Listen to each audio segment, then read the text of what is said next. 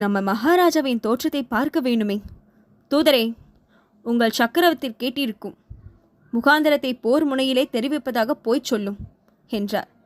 எனக்கு அப்போது உடல் சிரித்து விட்டது. இவ்விதம் வர்ணித்து வந்தவன் சர்ச்சை நிறுத்தியதும் பல பேர் ஏக காலத்தில் அப்புறம் என்ன நடந்தது, சொல்லு சொல்லு என்று ஆவலுடன் கேட்டார்கள். அந்த தூதன் சற்று நேரம் திகைத்து நின்றான்.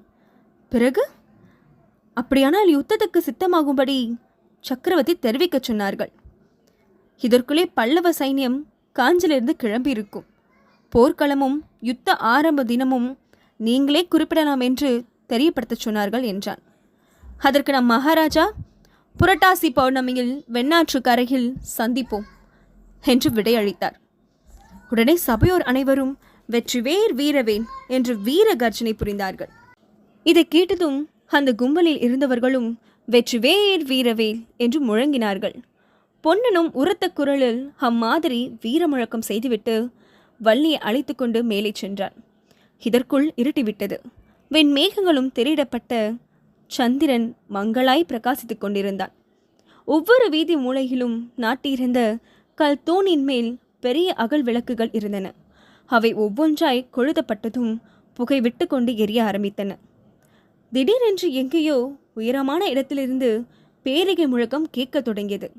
தம் தம் தம் தம் தம் தம் என்ற அந்த கம்பீரமான சத்தம் வானவெளியில் 8 திக்கிலும் பரவி ஹதம் ஹதம் என்ற பிரதித்தொனியை உண்டாக்கிற்று. உறையோரின் மண்டபங்களும் மாட மாளிகைகளும் கோபுரங்களும் கோட்டை வாசல்களும் சேர்ந்து ஏக காலத்தில் ஹதம் ஹதம் என்று எதிரொலி செய்தன. சற்று நேரத்துக்கெல்லாம் அந்த சப்தம் யுத்தம் யுத்தம் என்று கேட்கத் தொடங்கியது. இடி முழக்கம் போன்ற அந்த பேரிகை ஒளியை கேட்டதும் பொன்னனுடைய உடம்பில் மயிர்கூச்சம் உண்டாயிற்று. அவனுடைய இரத்தம் கொதித்தது. நரம்புகள் எல்லாம் புடைத்து கொண்டன. வள்ளியோ நடுங்கி போனாள். இது என்ன, இது என்ன, இம்மாதிரி ஓசையெல்லாம் இதுவரை நான் கேட்டதே இல்லையே என்றாள்.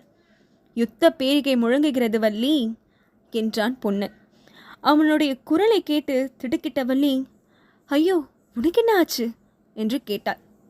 ஒன்றுமில்லை வள்ளி, எனக்கு ஒன்றுமில்லை என்றான் பொன்னன். சற்று பொறுத்து, வள்ளி, யுத்தத்துக்கு நான் கட்டாயம் போக வேண்டும். இணைந்திருங்கள். கதையும் குரலும்.